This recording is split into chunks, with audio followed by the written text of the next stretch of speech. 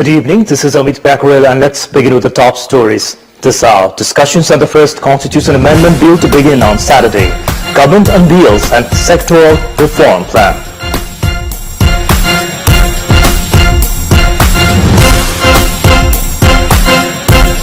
Deputy Prime Minister Thapa leaves for China. Visit expected to speed up process for import of fuel from China.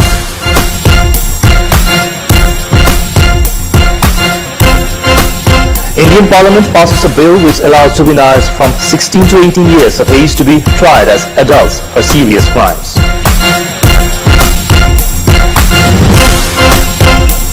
And Sri Lanka stunts Nepal 1-0 in the opening match of the SAF Championship in India.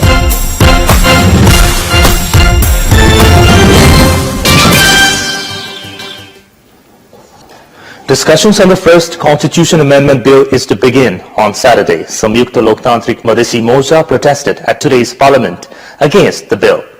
But a motion and discussion on the bill was still endorsed unanimously. At the meeting, the Morcha-affiliated parties voiced their protest. Minister for Industry, Som Prasad Pandey, had tabled the motion saying the bill be discussed. Speaker Onsari Kharti then announced the date for the discussion to begin. MPs Sushila Nepal, Sita Nepali, Kanta Patarai, Raja Lakshmi Shrestha, Meena Poon, Prem Bahadur Singh demanded probe into ill treatment of President Vidya Bhandari in Janakpur. The lawmakers criticized the government, saying the guilty had not been booked even after a week since the incident. Speaker Kharti said the issue would also be taken up in the next parliamentary meeting. Cabinet has unveiled an immediate reform action plan at a time when the Prime Minister's office has been widely criticized for failing to exhibit an effective role. Chief Secretary Somlal Subedi made public the action plan this afternoon. The plan includes activities like post-earthquake reconstruction, effective monitoring of large-scale projects, and boosting the performance of public service officers. The action plan has also pledged to contribute in accomplishing the construction of highway along the central hilly region, initiate works regarding the proposed electric train in the capital, among others. Besides that, the two-year plan has mentioned the activities the respective ministries should prioritize to expedite the development process. Likewise, the action plan discouraged providing loans to small projects and implementation of the white paper recently unveiled by the government. The plan has stressed on the institutionalization of federalism through constitutional implementation.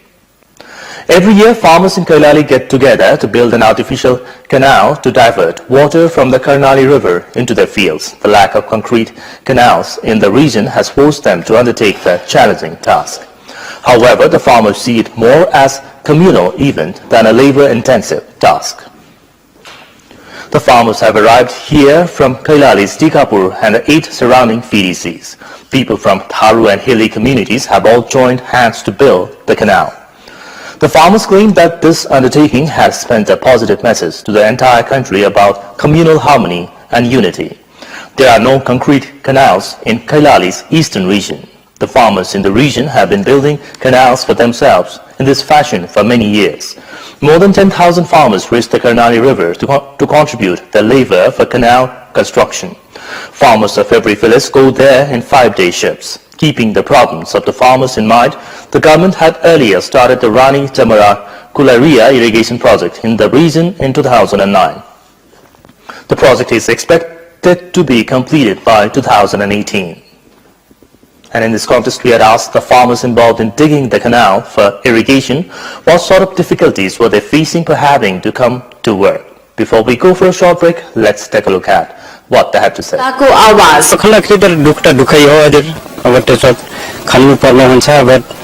कहीं धुंगा लागेर घाउ पनि हुन्छ घरमा खाना नबनाए खाएर हाम्रो गाई भैँस भोकाइ छन् म एक कुलामा आउँदाखेरि बाखाले भैँसले पानी पाएका छैनन् यहाँ हात दुखेका छन् खन्नाले बुढी पनि हामी लट्ठी टेकेर पनि कुलामा आउँछु धेरै समस्या छ हामीले अब किरपाल टाङेर पनि बसेका छौं कसैले त अब चाहिँ सिटमा पनि बसेका छन् सिर्फ कोदालोले यत्रो यो खाल्डो कोर्न कति दुःख हुन्छ त्यो अब भोग्नेलाई थाहा होला स्कुल कलेज छोडेर बिएर 5 बजेबाट तिरेर आउँछ यस्तो जाडो मौसम छ अब यस्तो हावा छ यहाँको धेरै समस्या छ 10 कट्टा बिघा 1.5 बिघा त कोही आएको छैन 4 कट्टा 6 कट्टा 2 कट्टा यस्ता वाला मात्रै छन् यही छ समस्या कि यो पट्टाको हिसाबले पैसा लगाइदिएखेरि अति राम्रो हुनेछ वर्षरी आउने खन्नु पर्ने 1 साल हैन 2 साल हैन खनेर गयो अर्को साल आउँदा बाढीले पुरेर उस्तै बराबर बनाइदिन्छ यति मेहनत गर्दा गर्दा पनि हिउँदे बाली अझ हाम्रो त्यस्तै छ खर्च मात्रै हुने हिउँदे बालीलाई चाहिँ हामीले अझ पनि पुगाउन सकेका छैन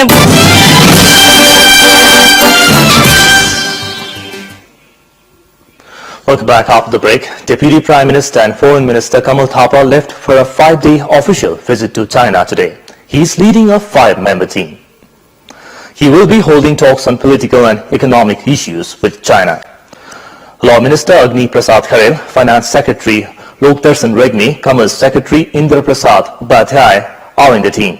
Talking to journalists at the Tribhuvan International Airport, Thapa said that discussions would also be held on economic support from China as well as fuel import. Thapa will be holding talks in the direction of clinching bilateral trade treaty, BIPPA, Free Trade Treaty, FTA, Transit and Trade Treaty and Oil Import Treaty. Although talks are on at the diplomatic level on these issues, they are yet to be finalized. But the Foreign Minister said that agreement on the oil treaty was less likely.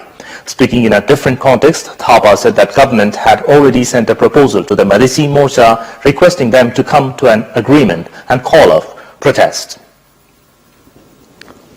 An alliance of the plains-based parties Sanghiya Samah Beshi Madhesi Gathbandhan took out a rally in Sanakpur today.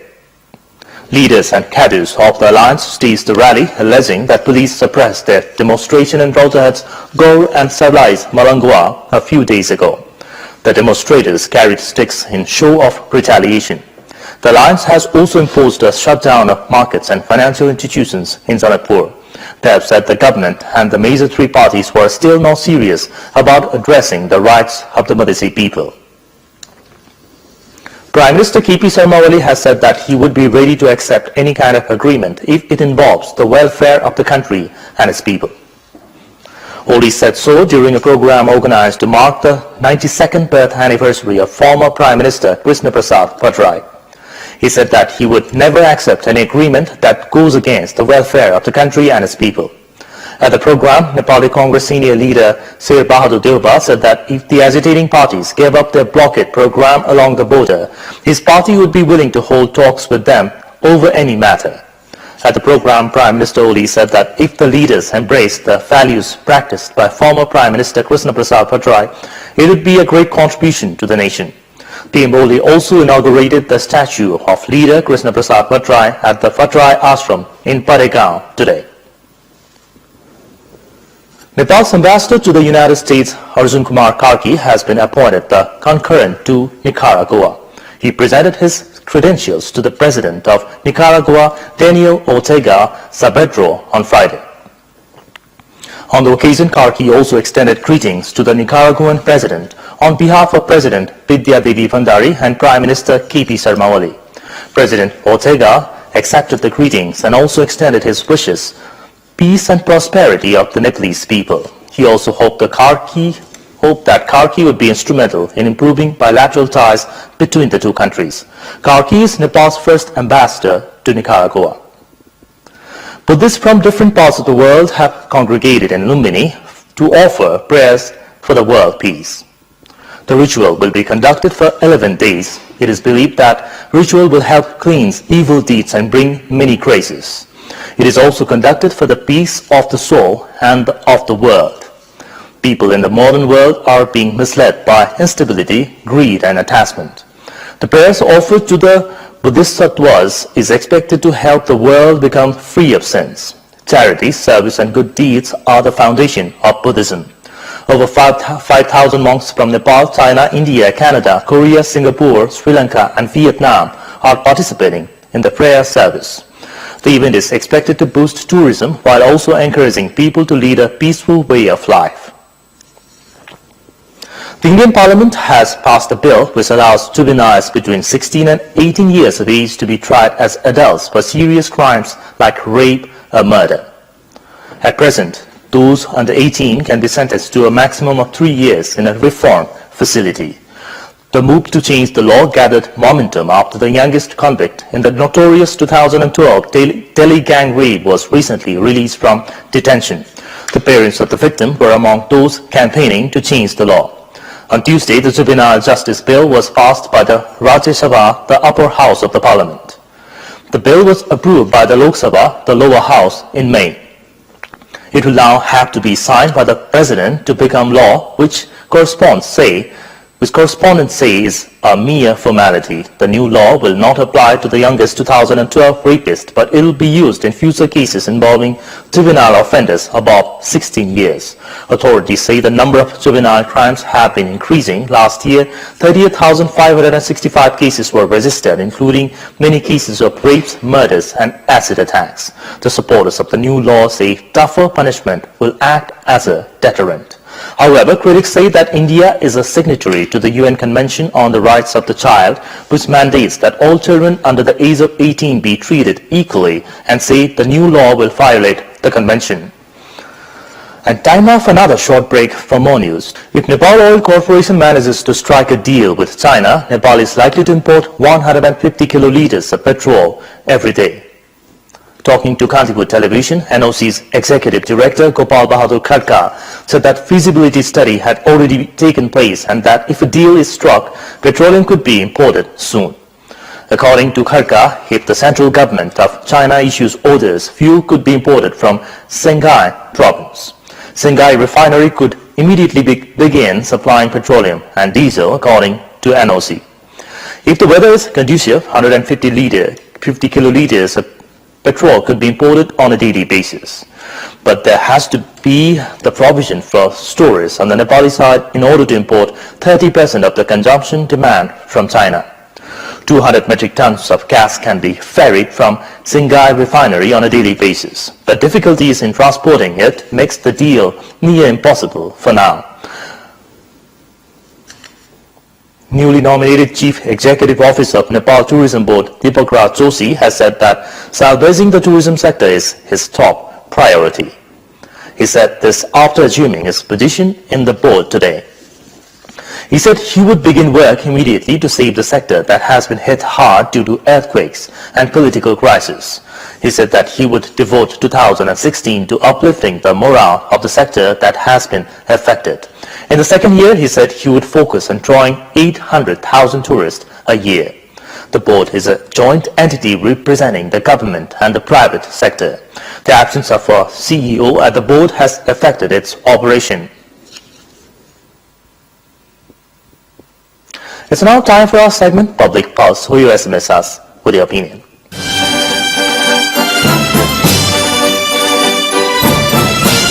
But before that, let's take a look at the results from yesterday's polls. Yesterday we had asked you why have the earthquake victims still not received their relief package for winter.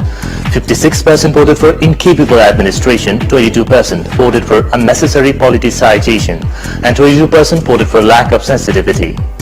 And now today's question, what should be done in order to promote tourism?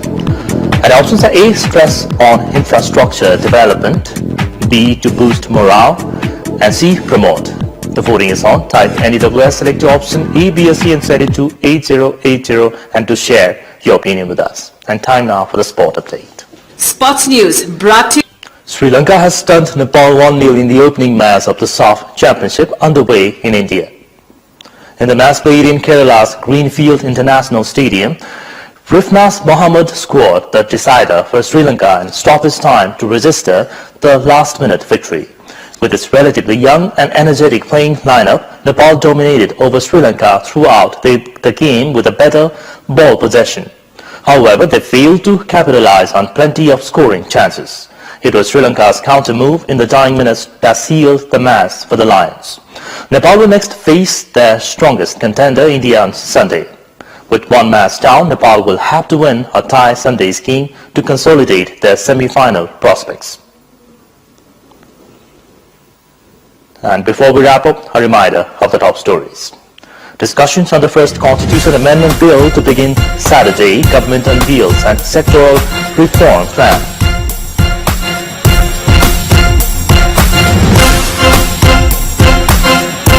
Deputy Prime Minister Thapa leaves for China. Visit expected to speed up process for import of fuel from China.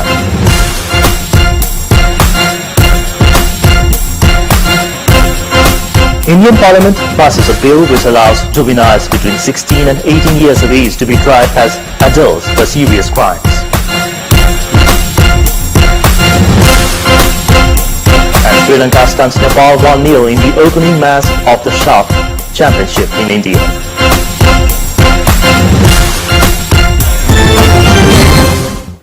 And that's all for this hour. Up next is news in